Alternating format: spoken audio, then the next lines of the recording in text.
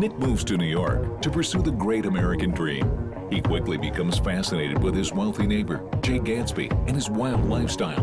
But Nick discovers that Jay and his cousin Daisy have a complicated past in The Great Gatsby. Hello, I'm Liz. I'm Rachel.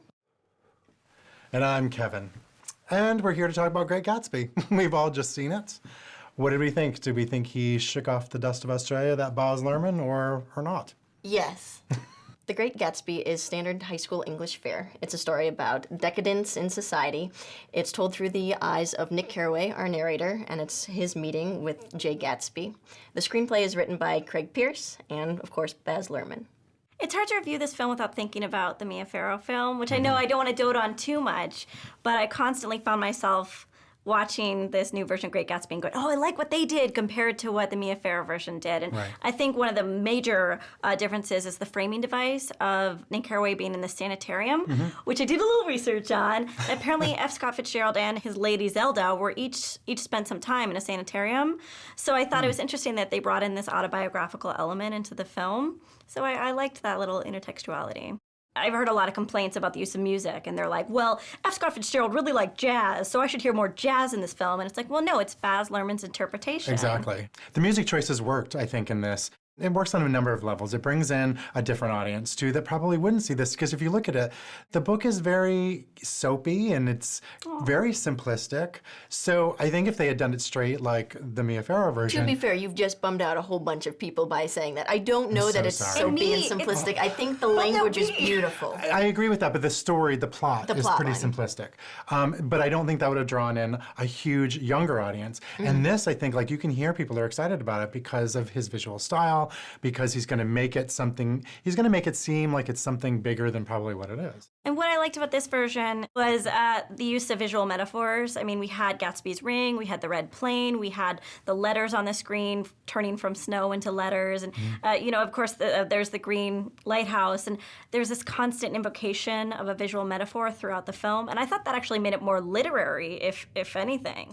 Thematically, I know people are a little disappointed that like some of the subtlety and the richness of the language isn't in the film, but this is a visual medium. I think they put as much of the literature into the movie as they could without making it stuffy. Yeah, I thought a lot of the dialogue and the voiceover really did seem to come right from the book.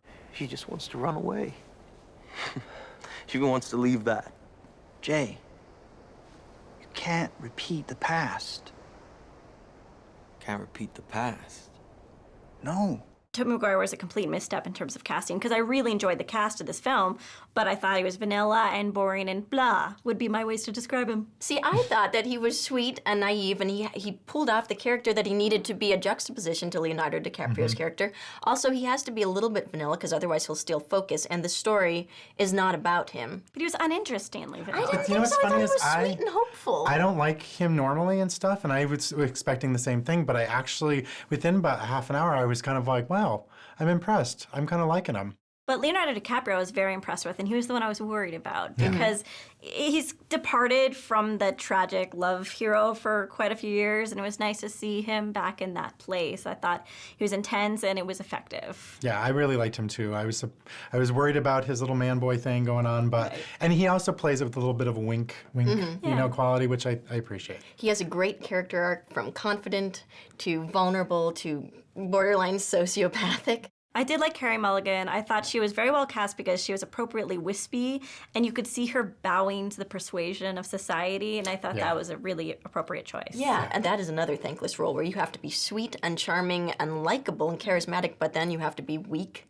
and unsympathetic, and I thought she walks that line. Exactly. Yeah, she did. She made me feel something for her, which I was worried that she wouldn't, because Mia Farrow, I know we're comparing again, but I was like, oh, stop with Mia Farrow. But with Carey Mulligan, I was pleasantly surprised. Of course, if anything is not to your liking, I'll change it. It's perfect. From your perfect, irresistible imagination. So we have, obviously, Baz Luhrmann's style here. We have sort of this circus, crazy kaleidoscope world. We've got remixed music. We've got parties. I want to go to Me these too. They look terrifying. I don't know what you guys are talking about. I really love his visual style, so I'll see anything that he does, but I think it really worked here. He did, elicit some restraints, but what I love about him is that his first acts are always frenetic and crazy, and they bring you into this wild world, but then he knows exactly the right moment to kind of just, and he sucks you in, he quiets it down, and he really gets you engaged with the characters. It felt very grown up to me. It was less frenetic, it was less chaotic. I was anticipating, like seizures. I didn't get any. It was great. And there was a slow pace to the edit compared to his other films. And it was almost as if he took in the criticism and he restrained himself and made a more classically constructed film. Baz Luhrmann did what he does best. He tells a story about obsession, tragic love, and outsiders. And I was fully entertained. See it. Baz Luhrmann's film is a beautiful carnival ride and a whimsical take on an American classic. See it. The Great Gatsby is told in Baz Luhrmann's trademark, flashy style. It's romantic, it's sweeping, it's epic, and I loved it. See it. Cheers. Oh my goodness. Baz Luhrmann.